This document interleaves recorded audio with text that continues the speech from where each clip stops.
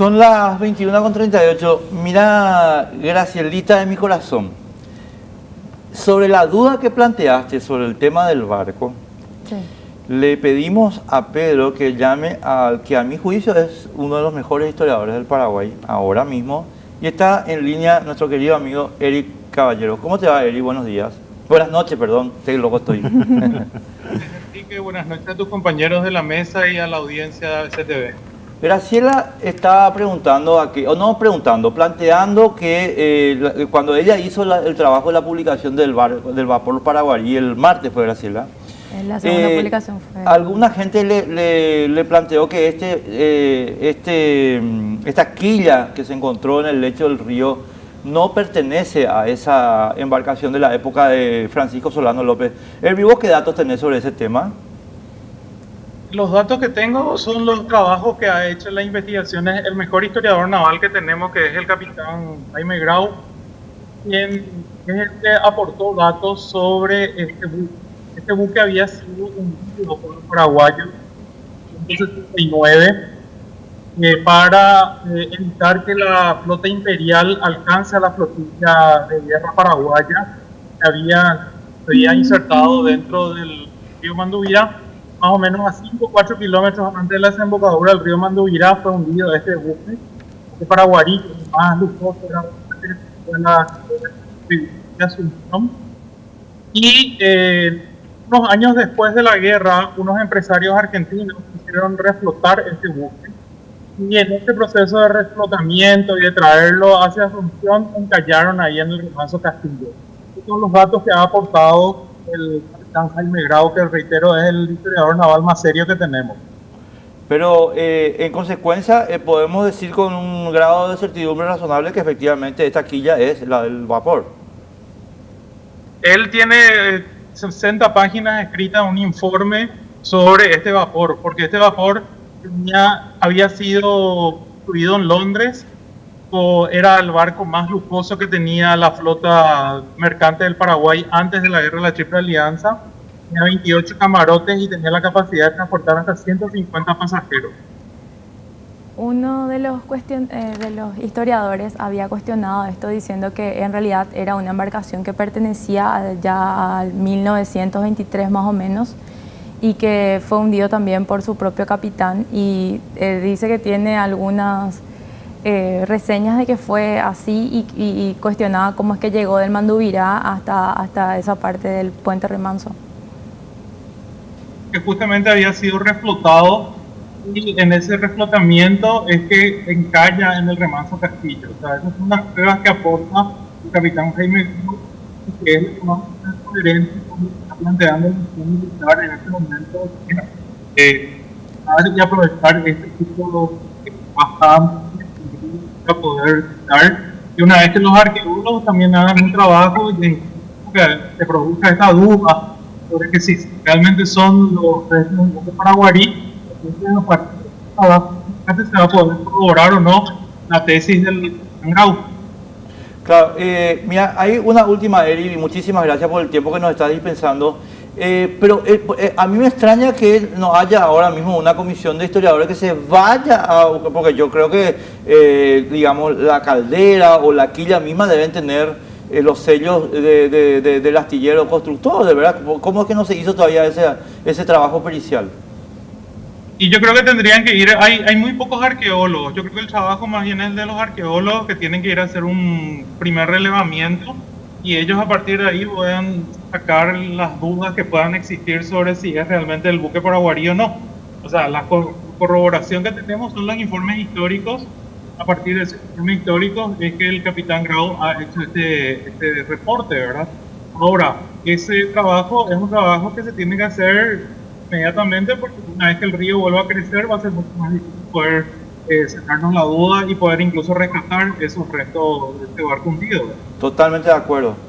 ¿Algo más, Graciela? No, eso quería acotar, que justamente hay una comisión interinstitucional de los tres poderes del Estado, que está conformado también por la Secretaría de Cultura, el Ministerio de Obras Públicas y Comunicaciones, Defensa Nacional, que después de la publicación que hicimos fue hasta el lugar a verificar porque había unas denuncias de que se estaba rapiñando. según el coronel Roberto Olmedo, que es de la Defensoría Nacional, había dicho que cada vez que baja el río hay gente que va a rapiñarlo. Entonces fueron a verificar y lo que sí dijeron es que no hay rapiñas recientes. Al menos desde todas las instituciones del Estado sí afirman que ese es el buque Paraguarí. Eric, simplemente agradecerte enormemente el tiempo que nos estás dispensando. Muchísimas gracias por la disposición y gracias por los datos también muy amables. Gracias, Enrique. Buenas noches para vos y para la audiencia. Gracias. Eric Caballero. Yo nomás lo que quiero remarcar un poco, Graciela y Carlos, estos datos, porque ustedes creo, si leyeron el informe de Graciela que se publicó en nuestro diario, van a quedarse impactados por una cosa que de repente no está en el candelero de la historia oficial de la guerra de la Triple Alianza, ¿verdad? Este era un barco de pasajeros. Así mismo. Era un barco que hacía el recorrido Asunción-Buenos Aires, Asunción-Montevideo. Es decir, para la gente que cree que en aquella época en el Paraguay no se viajaba por negocio, por trabajo, para ir a visitar a la familia, pues están muy equivocados, sí se viajaba. Y se puso en marcha en el 62. Exacto, en 1862. Sí. Y acá tengo la reseña que acaba de dar Eric, que quiero compartir un poco con ustedes. Tenemos el barco, el barco como era. El dibujo, que usa el general A ver, Jaime claro. Grau, Acá justamente. está. Ahí está. Bueno, les quiero contar un poquito, a ver, se puede poner esto en pantalla directamente para que la gente aprecie con... Ahí está. Este barco tenía 28 camarotes de lujo, confort europeo, 150 pasajeros, vajilla de porcelana con el sello de la República y todas las comodidades para ser un competidor comercial de línea con otras empresas de transporte. Y efectivamente estuvo 2 años haciendo el servicio civil, digamos, de viaje a Buenos Aires. ¿Qué va a hacer el fin de semana? Me voy a Buenos Aires. Como ahora, ¿verdad? Claro. Como Y hacemos era un buque del Estado. Sí, claro. Puesto del Estado al servicio de la gente, no era de una empresa privada. Claro, era un buque estatal, es correctísimo. Y efectivamente, y esto lo puso Graciela en su informe publicado muy, muy claramente, cuando estalla la guerra, Solano López, que era el presidente de la República, dice, bueno chicos, no hay más servicio civil, vamos a poner unos cañones en este barco y tal. Y yo creo que yo no sé quién es el historiador que está cuestionando esto, pero creo que está muy bien documentado eso que acaba de decir Eric, de que efectivamente el vapor Paraguarí fue hundido por Paraguay en la entrada al Mandubirá para impedir que la flota brasileña persiga a la flota paraguaya, y fue reflotado por empresarios. Hay un dato importante. En el 65 había sido atacado, ya después de haber sido adaptado obviamente para la contienda, había sido atacado, y entonces lo que hicieron sus tripulantes es hacerlo encallar en un banco de arena. Eso fue en Riachuelo, en la batalla de Riachuelo. Para que no se hunda. Sí. Y después, otra vez ya cerca, lo hicieron, lo repararon, lo sacaron de ahí, lo repararon y volvió a ser utilizado en la guerra, y ya hacia el 69 fue hundido por los propios compatriotas para no ser alcanzado por Para entender el cronograma de lo que está contando Graciela, es más o menos la batalla de Riachuelo en el río frente a Corrientes, es en la etapa inicial de la guerra. Paraguay resistió desde 1864 hasta 1869 en Humaitá, y por tanto, digamos, adentro, desde Humaitá para el río arriba, estábamos nosotros. Ahora, en 1868, digo bien, perdón, se quiebra la resistencia nacional en Humaitá, y la flota imperial brasileña supera el paso, que estaba muy bien custodiado, entre paréntesis, y es ahí donde Solano López ordena lleven la flota entera y el vapor al Mandubirá, ¿verdad? Acuérdense ustedes que los brasileños entraron a Asunción el 1 de enero de 1869. A partir de ahí ya sabemos que la flota paraguaya estaba hacia el norte, hacia el río Mandubirá. Sí. Y ahí, bueno, cuando después la flota brasileña pasa al norte, hacia Asunción, porque hay que recordar que ese fue un año increíble, Graciela, de una creciente extraordinaria del río. Porque el mariscal López lo que había pensado era, bueno, vamos a hundir el Paraguarí en la entrada del Mandubirá y vamos a salvar la flota. Vaporcué, digamos, es el lugar donde estaba escondida la flota. Fíjense ustedes qué creciente hubo, que en Vaporcué había agua para que esos barcos estén ahí. ¿Verdad? Y como la creciente fue tan grande, los brasileños pasaron encima del barco hundido, sin problema. Ahora, Graciela, yo tengo una consulta en relación a la investigación que hiciste. El hallazgo de esta parte de la historia paraguaya, ¿tenemos que agradecerle netamente a la bajante del río? Es algo que se da cada cierto tiempo. Ya yo vi notas del 2013. Justamente hablábamos con la gente de hidrología que en esa época el río tendía a comportarse de esa manera, bajaba hasta la altura que está ahora, por ejemplo, y en ese entonces ya se podía ver. Y lo que decía el coronel del Ministerio de Defensa es que siempre fue objeto de rapiñaje, es decir, está ahí hace varios años se tiene conocimiento de que está ahí, mejor dicho, y hasta el momento sigue sin ser rescatado. Lo que quiere ahora la comisión... Esto es en otra bajante del río. Estaba mucho más completo que ahora. Sí. Claro, por eso te hacía esta consulta, Graciela, porque digo, en las veces anteriores se intentó ya hacer algo como lo que se está intentando hacer ahora, de recuperar esto, de evitar que se siga rapiñando y...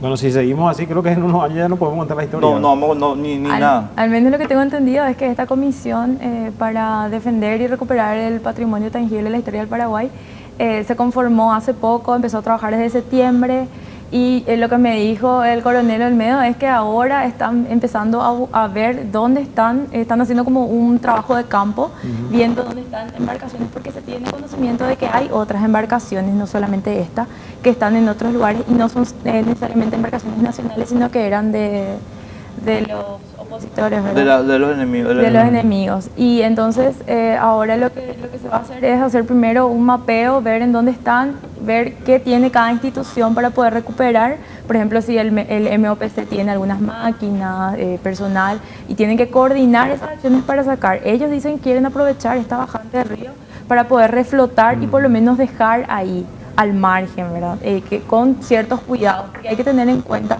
que cuando se queda desprotegida del agua, al entrar en contacto con el oxígeno, el aire, claro, se deteriora mucho más rápido, entonces está en peligro un patrimonio histórico si es que no se saca. ¿Por qué siempre llegamos tarde, Enrique?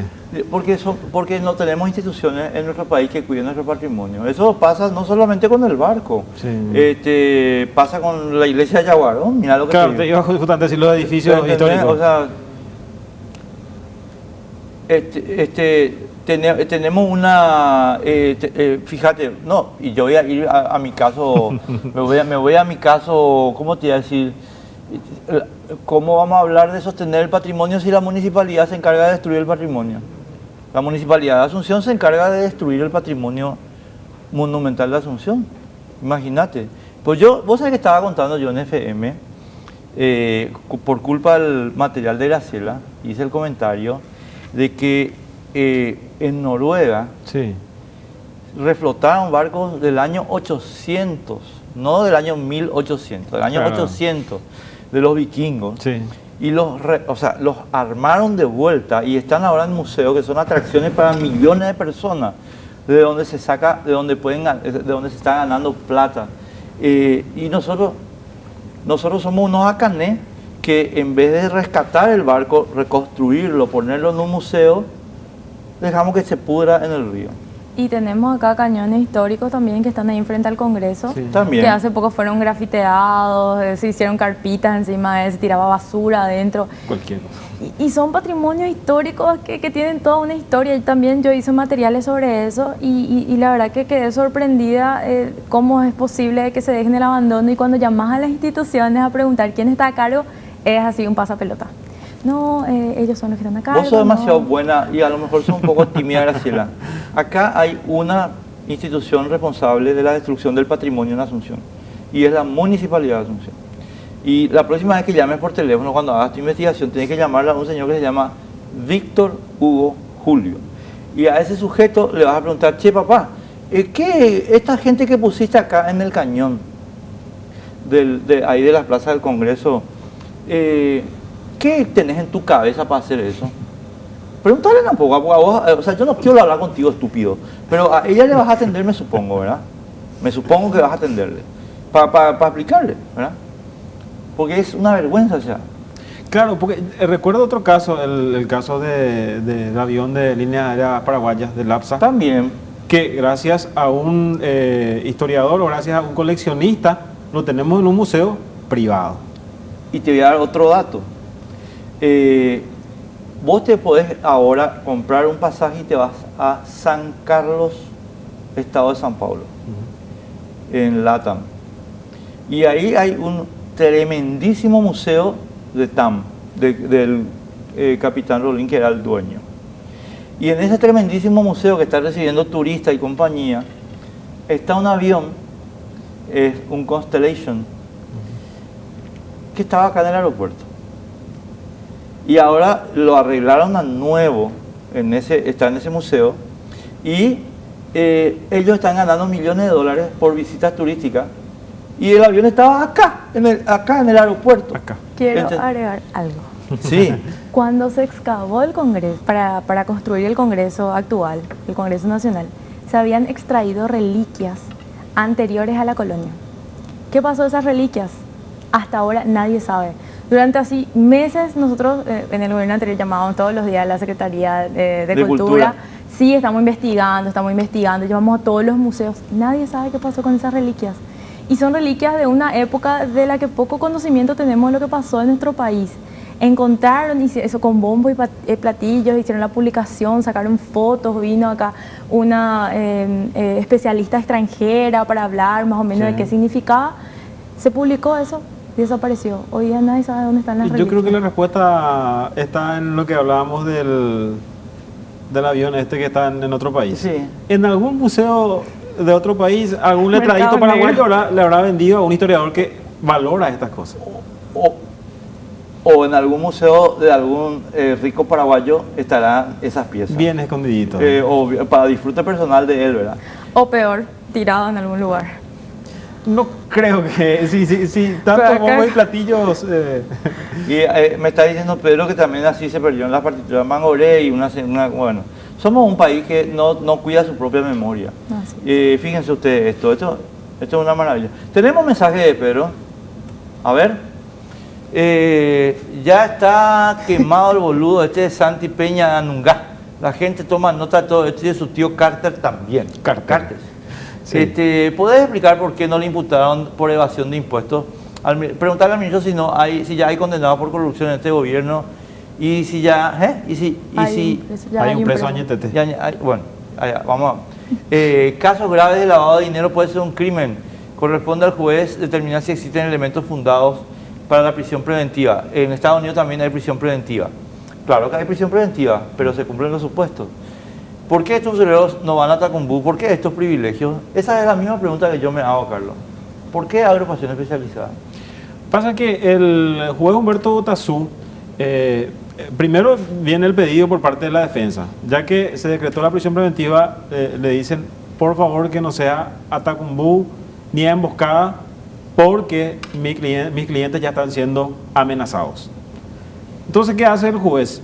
Directamente solicita un informe al instituto, o sea, a la Dirección de Establecimientos Penitenciarios, que le informa efectivamente, independientemente de si hay o no amenaza desde esas prisiones contra esta familia, estamos superpoblados, ya están clausurados, Tacumbú y emboscada, y al interior del país ya no hay lugar y tampoco hay seguridad para estas personas. Es por eso que el propio director de establecimientos penitenciarios le dice al juez Humberto Tazú, ¿qué te parece si lo llevamos a agrupación especializada? Pero, ¿por qué no dice eso en todos los otros casos? Te voy a dar un ejemplo. El señor que se suicidó por el tema feminicidio. A él no le dijeron está cerrado ya Tacumbú. Claro. Pausa.